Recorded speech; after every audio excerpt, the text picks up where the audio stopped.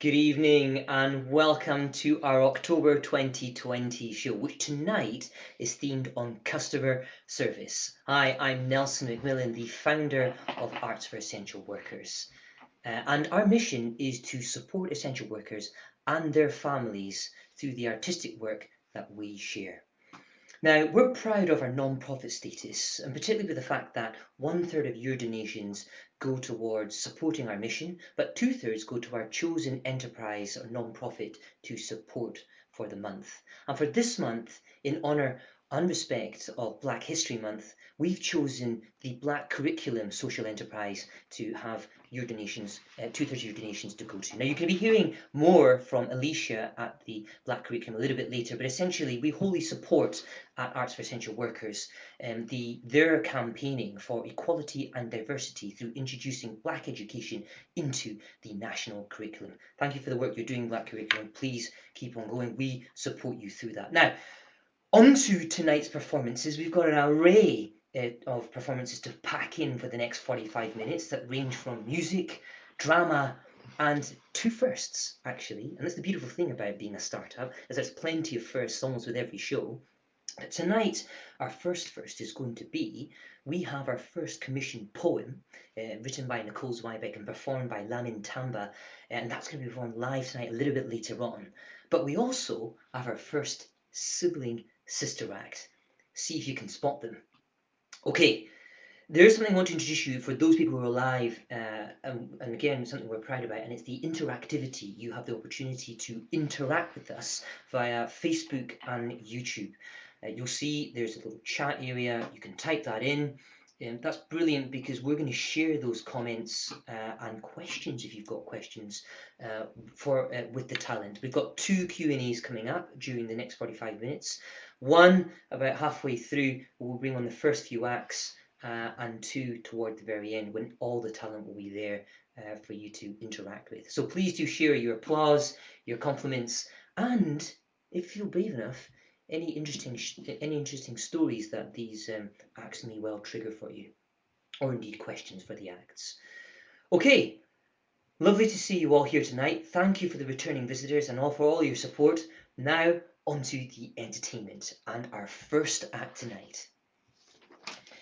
Mercedes Assad is a Lambda-trained actor who made her stage debut at the Royal Exchange Theatre in Manchester in 2019, and this is her second appearance for Arts for Essential Workers. Welcome back, Mercedes. And now introducing Theo Buguno, whose professional acting experience to date at one point saw him working with the National Theatre of Hamburg as male lead in The Beauty of the Father. Together, Mercedes and Theo will tonight perform a dialogue written by Tiffany Clare. Tiffany is an actor who trained at East 15, whose acting credits include the feature film Say Your Prayers. This is Tiffany's first duologue performance with a few, and to set the scene, here we are, a fly on the wall of a joyous customer service experience.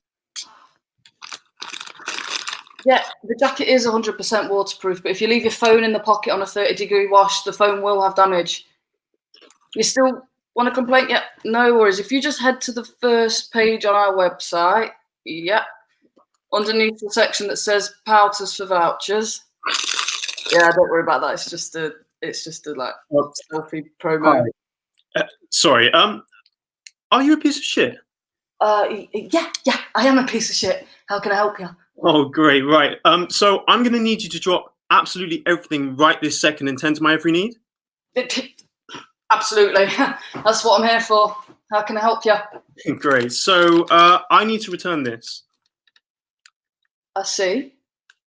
And of course, a full refund when you're ready. Right. And by when you're ready, it should have already been done by now. Yeah, I understand. Look. Do I just pop my card in here? But I don't know how to tell you this. I'm so devastatingly sorry, but unfortunately that item is non-returnable. What? The item is non-returnable. Non-returnable? Non-returnable. Non-returnable. Non-returnable. Returnable. Non-returnable. I'm so sorry, but you did say you were a piece of shit, right? Yeah, I am the shit on the bottom of your shoe, and I live to do absolutely anything you need. Great. So, I need to return this for a full refund. Oh, I accept that. Yes, I will accept store credit. No, accept that. Why? Well, unfortunately, that item seems to be used. And? And used items are, unfortunately, non-returnable. Well, I wasn't told that when I bought it, so I'll just return it. Thank you. Well, I'm so sorry. We'll obviously fire the person that didn't tell you. However, I'm still unable to give you a refund on this item. Yes, you can. No, I can't. Yes, you can. No, I can't. Yes, you can. I'm right and you're wrong. Of course I'm wrong. And actually, you've upset me now. Oh my goodness, I'm so sorry. I would never want to upset you. Well, you have. Oh, no, no. Look. In fact, I'm perturbed. I'm utterly offended. You have ruined my life. You ruined the lives of my dogs. My fish died when I was 12. Did you know that? No, you didn't even ask. All I needed was a simple refund. I'm so tired. I work 12 hours a week. That's right, 12. Scraping by on 60K. Some nights, I don't even make it back in time to say goodbye to the nanny. You don't know what hard work is. Not a clue. And you have the cheek to stand there all high and mighty and deny me what's rightfully mine. I'm so sorry. I was just working on company policy. Huh? Company policy, my left butt cheek. It's all you. You want to see the world burn. I do. You selfish slug. I am. You are the reason that there's all that's wrong in the world. Every single thing. How do you even look at yourself in the mirror? I can't. I hate myself. So you should. Here. Take my money. Take my shoes. Take my socks. Yeah. Take everything. I'm unworthy. Yes. Good. So, do I just pop my card in here? Yes. Great. Lovely. Wasn't that hard, was it? No. No trouble at all. Thank you. Sorry. Thank you. Have a lovely day. Thank you. Sorry. Please do come again. Thank you. Sorry. Thank you. Sorry. Thank you. Sorry. Please do come again.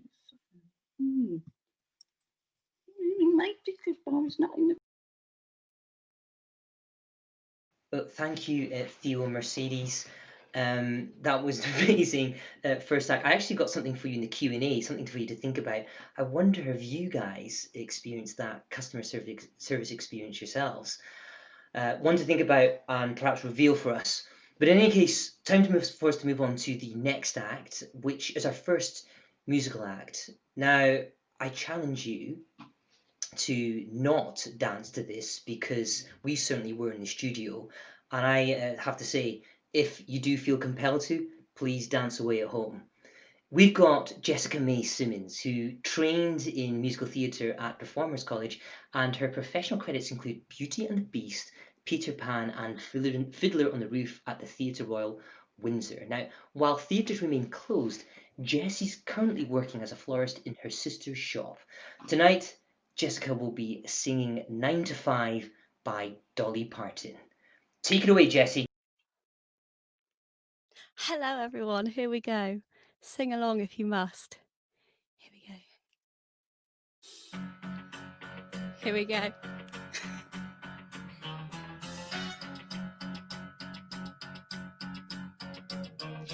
tumble out of bed and I stumble to the kitchen, pour myself a cup of ambition and yawn and stretch and try to come to life. Jump in the shower, my blood starts pumping. Out on the streets, the traffic starts jumping with folks like me on the job from 9 to 5. Working 9 till 5. What a way to make a living, barely getting by. It's all taking and no giving. They just use your mind and they never give you credit. It's enough to drive you crazy if you let it. 9 till 5.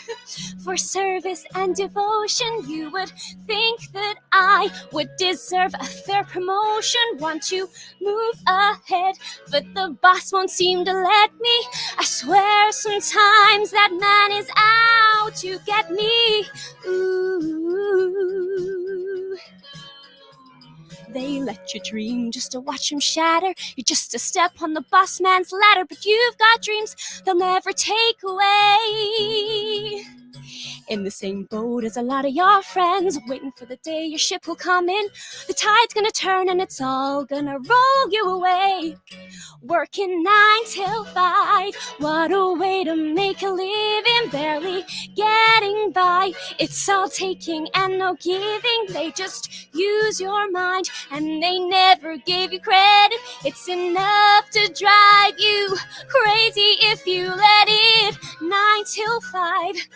They got you where they want you. There's a better life, and you think about it, don't you? It's a rich man's game, no matter what they call it. And you spend your life putting money in his wallet. 9 till 5.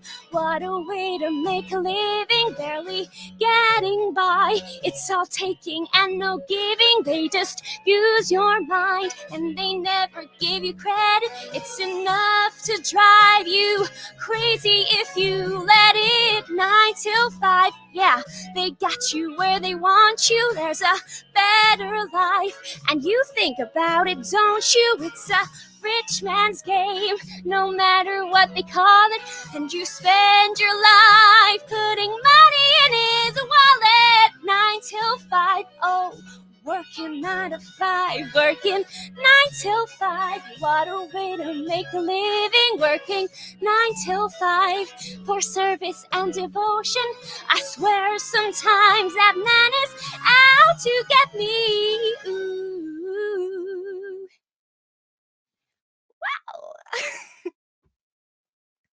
Wow. Woo! Amazing work, Jessie. We were dancing in the studio, and I have to say, I hope you guys were at home as well. Now, when it comes to the comments, compliments, questions for the actors, we've got everyone coming back in a couple of moments for a Q&A after this next act. So if you do have any questions for our first act of talent, please just post them in the live chat. Okay, on to our next act. We have got Olivia Swan, who is a 2018 East 15 graduate and known for her alarming obsession with rings. Olivia currently stars as Astrologue in DC's Legends of Tomorrow, and it can't be with us tonight, so she's filmed this and is currently sent this because she's currently filming in Vancouver for season 6 of Legends of Tomorrow.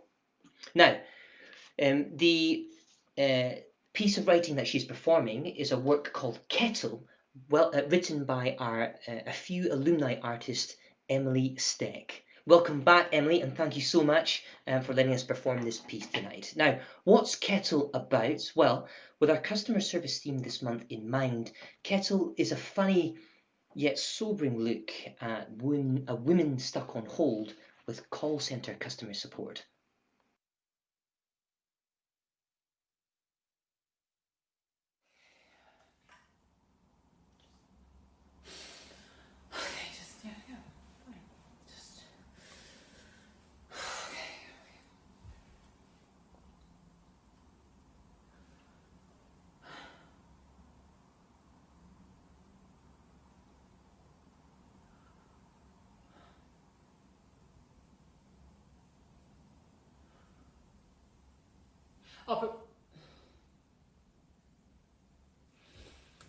Operator.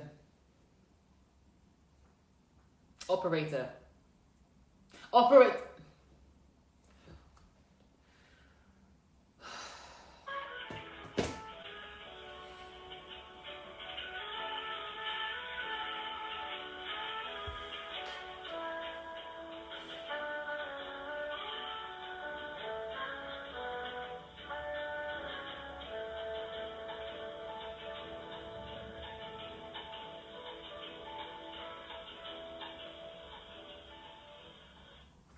Oh, hello?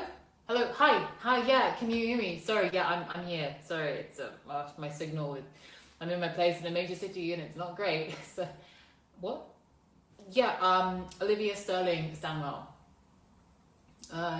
O as in Olive, L as in Lavinia, I as in Iris, V as in Vandal, I as in Iris, again, A as in Apple. Sterling as in pound sterling, or sterling silver, or Raheem Sterling.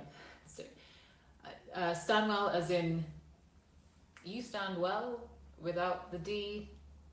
Yeah. S as in silly. T as in trying. A as in agonizing. N as in nagging. W as in worries me. E as in excruciating. L as in long. And L as in lonely. Yeah. Olivia Sterling Stanwell. No, I'm not in your system. Sorry, can I explain, please? Great, thank you, thanks. So I bought one of your kettles. It's a silver one. I think it's Quiet Boil. No, I don't know the serial number. I threw away the box. So, do people usually keep the box? No, I bought it off Argos. And yes, I rang them and they told me to call you. So please, no, I just bought it off Argos just 3 weeks ago. I moved, so I bought a new kettle. Yes, yeah, I've had a kettle before. No, but I couldn't bring it with me. My fiance kept the kettle. No, he's not here. He is in London. Sorry, why is this relevant? No, the point isn't that my old kettle isn't here, it's that my new kettle is broken. My old kettle will never be moving here, so no, unfortunately not. So as I was saying, I bought this kettle of Argos just 3 weeks ago and it's already broken. So the little button, no, not the on-off one, the one you press it and opens the lid, yeah, that stopped working. So it's difficult to fill up, and when you want a cup of tea, when a cup of tea would be just a simple pleasure, just take the edge off when the world is looking so unbelievably, profoundly, just crushingly bleak. And I can't, well, technically I can still make tea, but it's more difficult, and it's not what I paid for. And did I mention the lime scale? Yeah, it's clogging up the water measuring bin. Yes, I can feel how heavy it is, but it's not really the point, is it? The point is that things should do what they say they're going to do. If you buy a kettle that's going to boil quietly and have an easy to open lid and a readable water measuring gauge, then it should do that. It shouldn't just suddenly decide to not, keep up with its end of the bargain. Russell Hobbs and I, we entered into an agreement when I purchased this kettle, and it just seems really unkind and unfeeling of him to expect me to live in a relationship where I am not heard or respected. So I would really appreciate it if you could just send me a kettle so I can have some tea and we could just call it a day, Well, of course you can send me a kettle. Do you not have hundreds of kettles? Just send me a new one. How can I prove that it's broken? I'm telling you it's broken. I'm not lying to you. Why would I lie to you? You're making me feel crazy. Why does no one believe me about anything? I'm sorry. I am so sorry. I know it's not your fault. Just can you just put yourself in my shoes? Well, it's not a free kettle. I paid for the kettle. A kettle which I'm sure you had made for a criminally low fee. And then I purchased for a huge markup of 30 quid, even though I shouldn't even want this kettle because you had it made for such a criminally low fee. I'm sorry. I know your job is hard, And it's not you I have an issue with, it's this company, this system of shirking responsibility that I have an issue with, this extremely uncaring and unfeeling business. Just please, just send me a kettle, please. This feels almost criminal.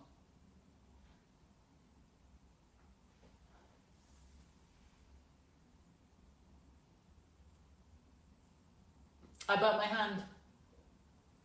Yeah, badly. Terribly. Looks like an overcooked chicken wing. I scalded my hand on your product, so... Oh, no. Well...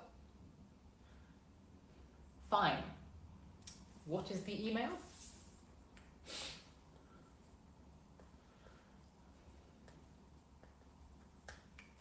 I will send a photo right away. Hope you have a strong stomach.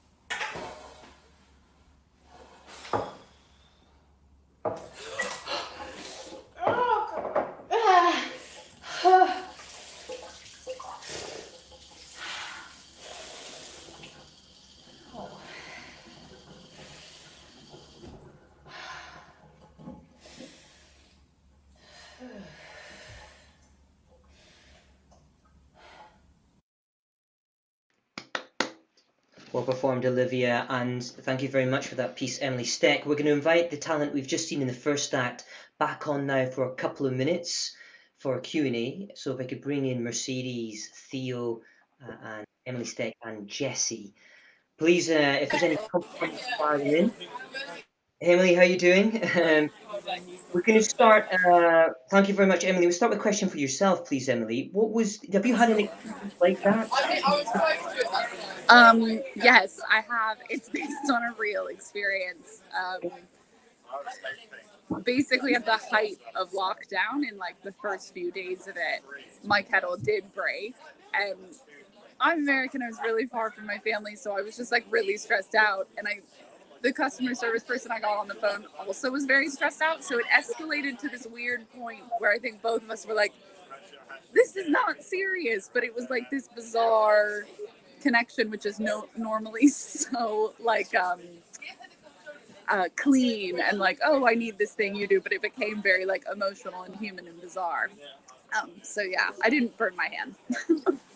Yeah, and thanks, Emily. Well, glad you were okay. But quick question: after writing that piece, what did it do for you in terms of trigger and thought process for a piece being customer service and their job and their role?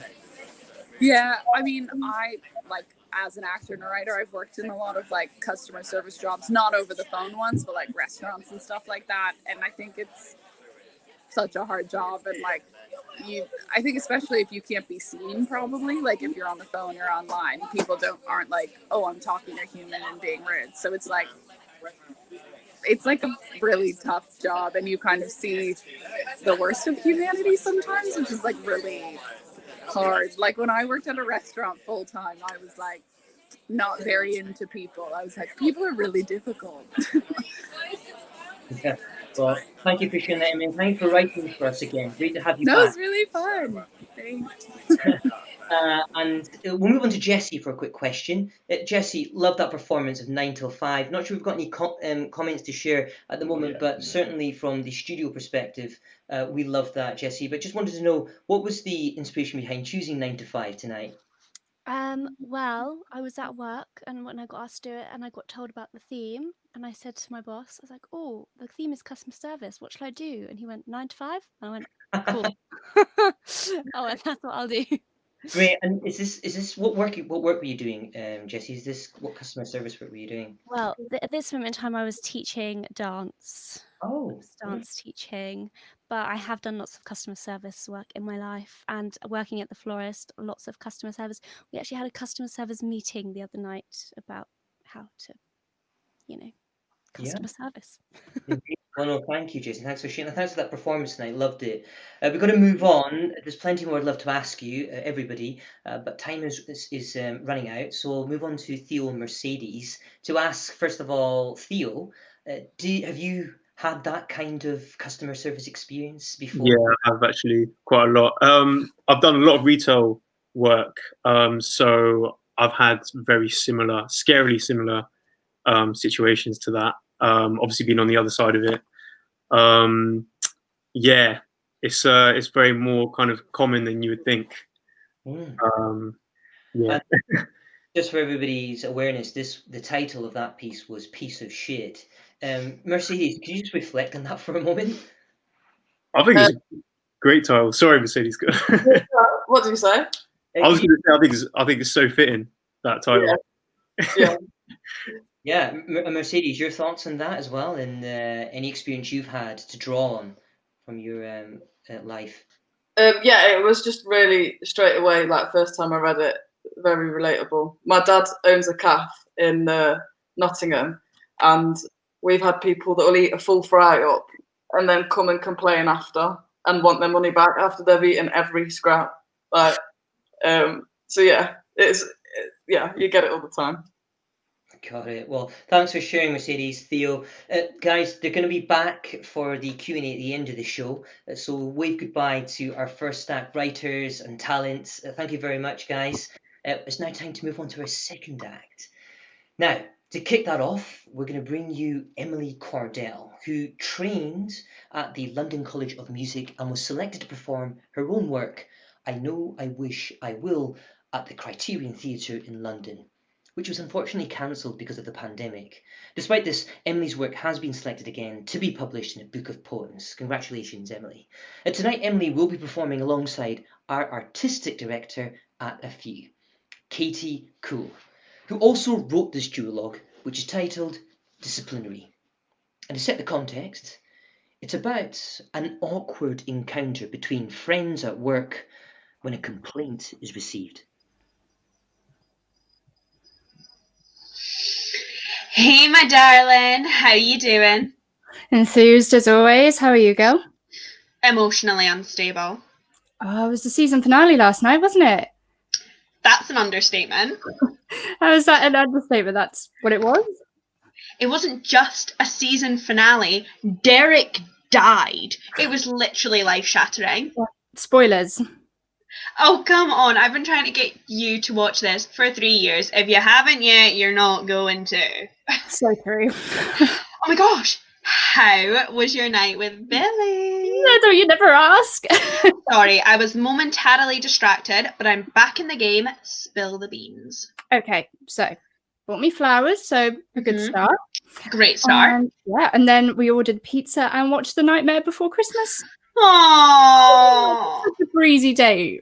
Oh, that's the best kind. Yeah, I know. Are you happy? Yeah, I feel good. We might be onto a winner. I'm so happy for you. I'm happy for me too. Right, I'm going to go set up. Before you do, I actually need to talk to you about something. More fictional deaths? No. Actually... What is it? We got a complaint. Oh. About you. Oh. From who? Mrs. Arnold. Isla, you know she's a nightmare. I know. I didn't do anything wrong. I know. So why are we doing this? Look, she's emailed James and he's pissed. And you know what? He's like, I just have to work through it with you and say that I've done so. And And you need to apologise to her. fuck off. I know, it's a nightmare. She could be apologising to me. She spends a lot of money here. We just have to keep her happy. This has ruined my morning. All right, go on then. Sorry. Okay, let me just read it and then it's done. Yep. Okay, so... Sorry. Hi, James. I hope you're well and better than I am. You know how fond we are of tiny tumblers, and the kids always have a blast. Because of this, I've let a lot of things slide in the service department. But this time, I just could not. Some of our kids left crying, thanks to one of your awful staff members. Let what things slide? Is she having a laugh? From the moment we walked in, she looked irritated. I literally greeted her by name and said how good it was to see her. She then proceeded to ignore us for the next 5 minutes, as though we didn't exist. I was on the phone taking a booking. I asked her to hold on for 2 secs. Once we finally got served, the children were frightened by her look. I don't think that her hair and makeup is appropriate for the job. What am I even supposed to say to that? Once we finally got the kids through, she was completely uninterested in the children, even banning one of them from playing. She looked at him like she hated him. Okay, this kid was under 2. He's too young to play. And how do you look at someone like you hate them? Such a joke. We then barely saw her throughout the session, and the only time we did see her, it was to shout at one of my lovely little ones. I was working alone and they got shouted at because they were trying to bury another kid in the ball pit. This has really made me reluctant to come back. As you know, I have quite a strong impression with the local mums, and so I could easily ward people off of your business. At the bare minimum, I expect an apology and a refund for our disappointing day. Is she trying to blackmail us? It's so shit, I know. It's just not true. I know. I love this job. I love the kids. Okay, so it was a busy day and I maybe wasn't as present as I normally am, but that can't be helped. And sorry, is she allowed to criticise how I look? Isn't that like discrimination? I know. It's such a joke, and I know how hard you work, so don't worry. She's a nightmare. We all know she's a nightmare. But you just have to say sorry, and then we'll try not to book your shifts when she comes in with the nursery group. I feel like I'm being punished. I know. You're not. Not by me, anyway. Yeah, but James is. It's so humiliating having to apologise when I've not done a thing wrong. But you're never going to win with people like this. And you know what he is like? He's so terrified of losing money, he just sucks up to everybody. But at what point does he stand up, for us? I don't know. I've been here 3 years. I have a degree in childcare and he pays me minimum wage. The least he could do is, help me out when this shit happens. It's such a joke. Look, can I tell James that you'll say sorry, and I'll completely have your back, I promise. I'll say that you'll say it, but that it's not deserved. Fine. I'm not serving her again. So fair. Remember when she got stuck on the slide? Unless her toddler, dived in afterwards. I had tears pouring down my face when Angie was tugging at her legs in the ball pit. James tried trying to push her shoulders back up the slide. Oh my god! Oh man! Oh. Dharma's a bitch. Oh, I hope she gets smothered in the ball pit. Tell me about it. Oh, I'm sorry to have started your day like that. It's okay. It's better to get it out of the way. Anyway, you can take me for a glass of wine after work.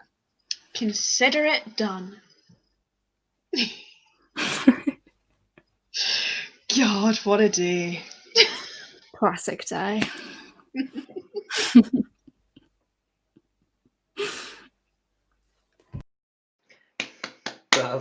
Bravo, guys. We'll see you shortly for the Q&A on that. But moving on, we're bringing up our next act, which for this is a first. And the first thing that we mentioned at the beginning, poetry. We haven't had poetry in the show yet, but it is very much a part of who we are at A Few, and we're looking forward to bring our first commissioned poem tonight, written by Nicole Zoiberg. But first, a bit about Nicole. So this poem was written none other than our A Few alumna, Nicole Zoiberg, who returns to keep the record of most written work published for A Few, with this a poem, Extraordinary Few, to be performed by Lamin Tamba, who is a British actor of African descent. Born and raised in rural Gambia, he moved to the UK to pursue his career and trained at Stella Adler Acting Academy and Identity. His credits include a wide range of work, including The Legend of Tarzan and Grassroots. Lamin, over to you. When the rooster crows and the morning yellow crashes beside me, glazing my pillowcase, these rays that hold the tune of drumming ocean waves, streams of light through slanted window panes, back in pain, hand in pain, arm in pain, head in pain, body flip, alarm slip. Are you in the shower yet? Hair clean of drip. You're gonna be late. Little one scuttles the door, eyes wide, dreams big. Another day of choreographing this ballroom dance. Permission to sleep on the floor. Mama works until the bus is gone home. There she stands, umbrella and grip, rain and coat, flash of taxi light, all alone. Mama does what she can. Mama does what Mama can. Mama does all in her power to feed you. Oh, little one, tucked in so snug. If only you knew.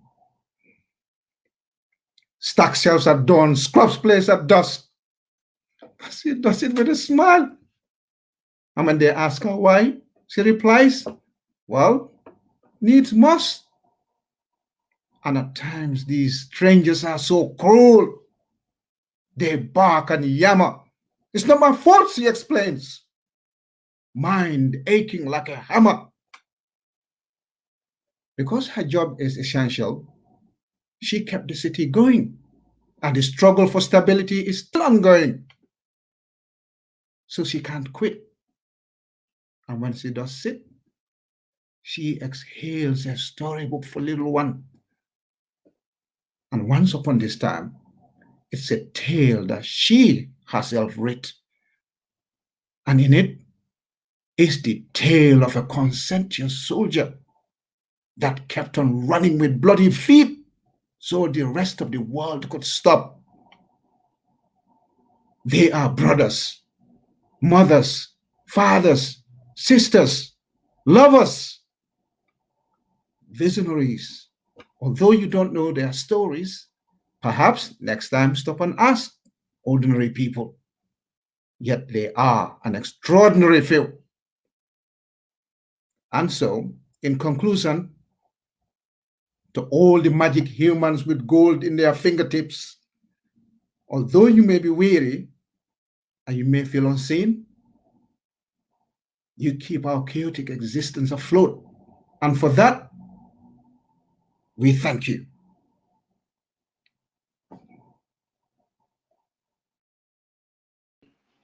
Michael. Yeah. And we thank you, Lamin and Nicole. Felt the power and emotion in those words. And we would be interested actually to catch up with you on that, Lamin, in terms of what that did for you emotionally, because unfortunately we can't have Nicole here with us tonight. She's in LA, but Lamin will be representing writer on that one as well. But well done, Lamin. Thank you very much for that first poem, a watershed moment for us. And now, sadly, on to our final act this evening. To bring the baton home, we have Sasha Assad, who is by her own admission the best thing that's happened to Egypt since the pyramids, and is tonight going to be performing her own original piece of music called don't ask me to dance.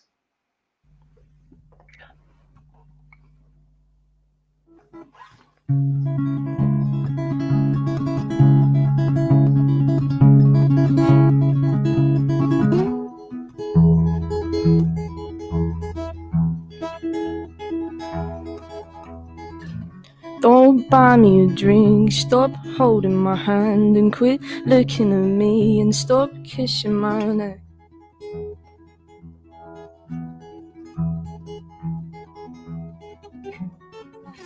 Don't ask me to dance, I won't tell you my name and stop kissing my neck, won't ask you again.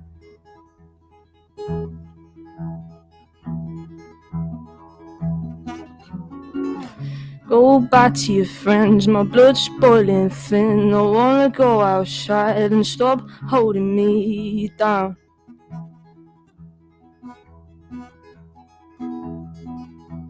And are you drunk enough? See, are you drunk enough? See, are you drunk?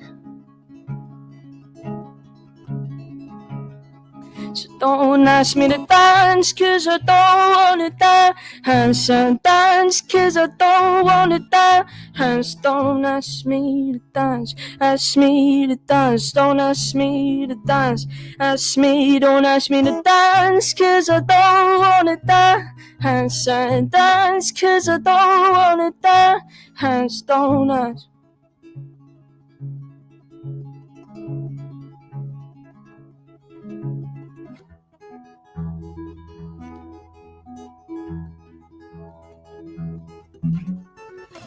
Don't buy me a drink, stop holding my hand and quit looking at me and stop kissing my neck.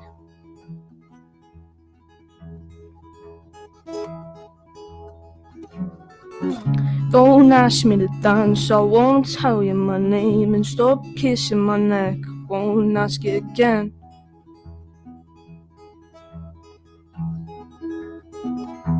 And are you drunk enough? See, are you drunk enough? See, are you drunk?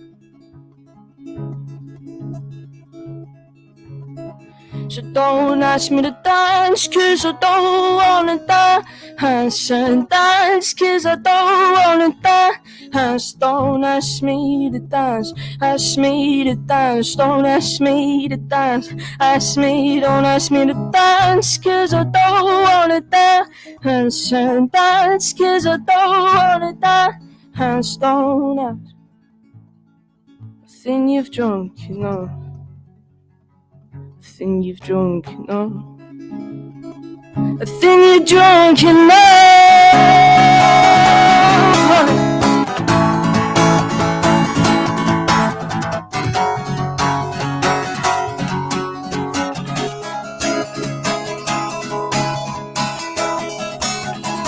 So don't ask me to dance, cause I don't wanna dance. And dance, cause I don't wanna dance.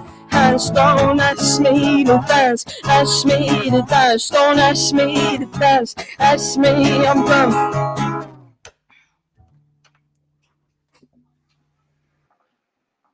Woohoo!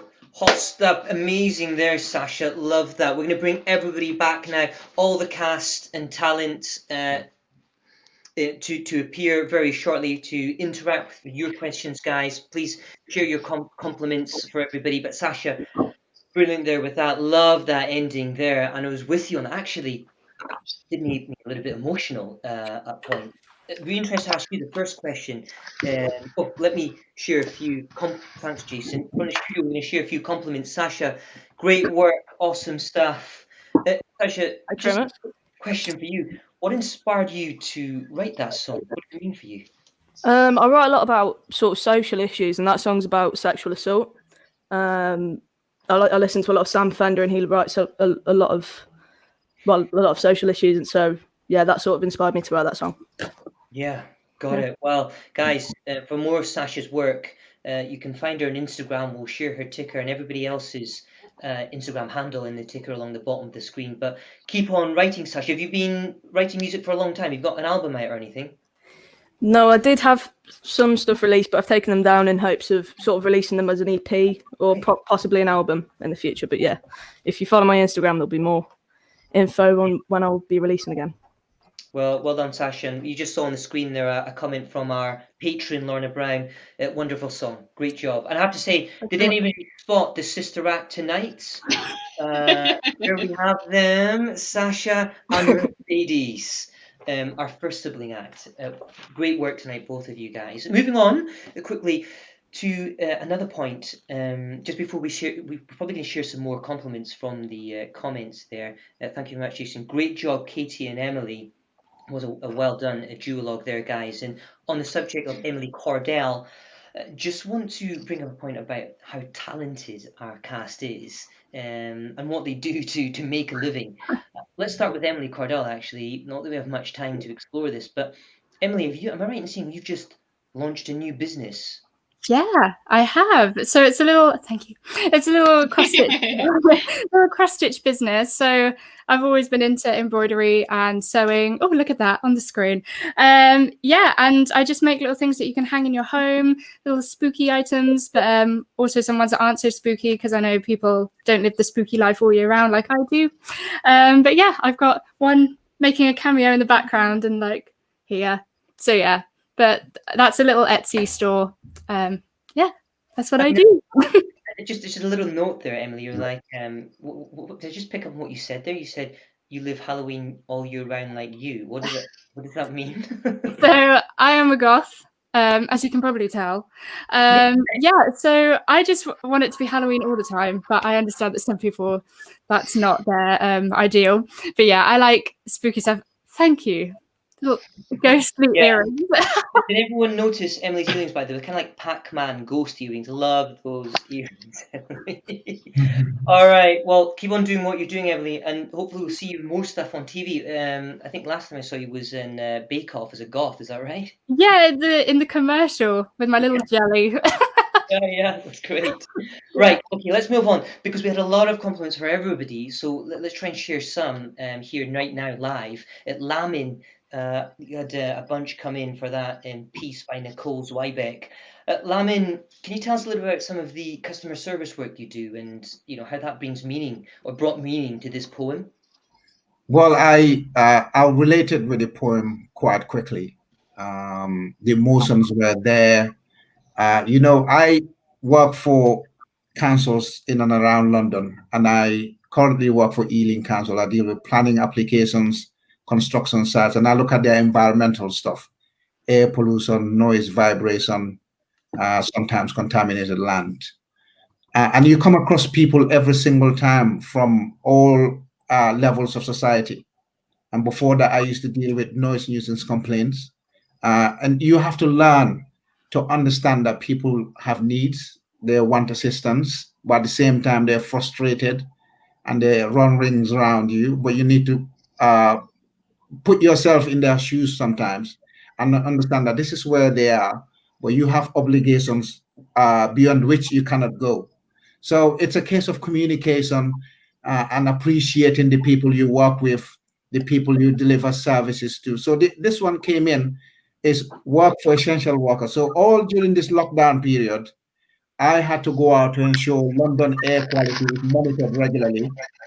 And this is very useful because once the coronavirus lockdown was eased, it shows a massive contrast between air quality during the 3-4 months of total lockdown and the air quality before it and after it. So it's good. So delivering a service when everyone else is locked in. I had to go and change the air pollution tubes around. It wasn't a big job because traffic was quiet. I had to go and change them and come back, made sure the air pollution samples are kept going. And it gives us an idea of what London is like without road traffic. And it's brilliant. So thank you very much. Related with this, with the poem. And to all the key workers, thank you very much for keeping the city going. Thank you. Yeah, indeed, Lamin. And thank you for that performance tonight and sharing all of that emotion through the poem that you shared, written by Nicole Zwybeck. I'm going to just check in with the studio first of all to see if there are any questions Or is there any final compliments to share with the team? Because we're going to be ending very shortly. And here we go. Ione and Emily Cardell cross-stitch, and it is beautiful. Thank you, Alex Allison, for that. And yes, Katie from John Cleary. Yeah, absolutely. Hi 10, Katie. And actually, on that note, and Lorna Brown, our patron, thank you, Lorna, for that compliment to Mercedes. Great to see Mercedes again. She's a big fan of yours, Mercedes, so I think we'll definitely be having you back in the future. Everybody here will be having back at some point because you all done such a fantastic job, the talent. Talking of which, it is time to bring in our artistic director now to give the final word on tonight before we end with a little bit about the Black curriculum. Katie. Hello! Oh, it was so fun to actually be performing this time. I've been on the sidelines for the past 4 months. It was really, God, it's quite nerve-wracking, isn't it? I'm sort of chucking loads of people up to perform every week, and I've not done it yet, so it's good. No, customer service was a really important one for me because I've always worked customer service jobs, and I think we think of, you know, all of our other essential workers, our doctors, our nurses, our teachers as being so important and vital, and of course they are. But some of our customer service workers are working 12-hour days or on their feet all day and are most of the time dealing with some, you know, high stress things, and people often look at those people in customer service as lower skilled, and we saw that a lot in the media over the last year, and it's just not true.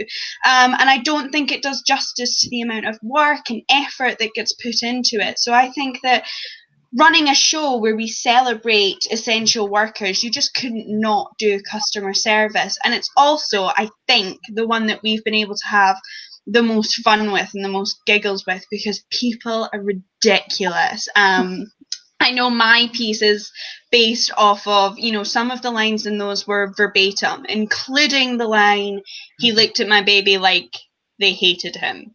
So it was really fun to write and perform and to see everybody else. So it was just, yeah, big round of applause for all the customer service workers and our talent tonight. Yeah, we're definitely echoing that here in the studio, and we're seeing that on the compliments that we're getting from the live compliments on YouTube and Facebook. And just to bring it all back to our mission here at A Few, and it's that we're here to support essential workers and their families through the work that we share tonight through Customer Service Lens. But also we're here because we're proud of the work we're doing from a non-profit fundraising perspective. At the last check, we raised £110 from your ticket donations tonight. So thank you so much to our audience and our supporting advisory council members and our supporting staff who have all contributed to bring this together tonight. Just want to talk about the social enterprise, the Black Curriculum, who, in honour and respect of Black History Month, we are donating 2/3 of donations to this month. And we've got a video from Alicia, but before she speaks, you may well have seen them on the BBC, in The Guardian, on CNN, in the Metro, the Daily Telegraph. Look, I'll stop there. It's best that we bring in Alicia to talk about it briefly and really what their mission is and what they're out to do. Alicia, over to you. Hi everyone, my name's Alicia Williams and I am the Media and Communications Manager at the Black Curriculum. The Black Curriculum is a social enterprise dedicated to campaigning for Black history to be a mandatory element of the UK curriculum. A Few, or Arts for Essential Workers, have chosen us as their charity to raise money for this month, which means that 2/3 of everything they raise from ticket sales and donations go towards the Black Curriculum and helping to make these resources for our young people. We would love for you to join us in their mission of giving back to essential workers and raising awareness about diversity. Thank you to all the Black Curriculum for what you do and what you're campaigning for. We believe in diversity and equality, and certainly that's something we have close to our values here with our performance nights. So that's it for the October performance. We're going to be back for the last Thursday in November. Thank you so much to everyone for participating tonight, for your interaction on YouTube and Facebook, and for also, of course, your donations, which allows us and the non-profits that we support to continue with the important work that we do socially in local communities. Thank you to the patron, Lorna Brown, and for the advisory council members for your ongoing sage advice, and to all the support staff, and finally to the cast and crew who did an amazing job tonight. Well done, everybody. We'll see you all in November. Thank you.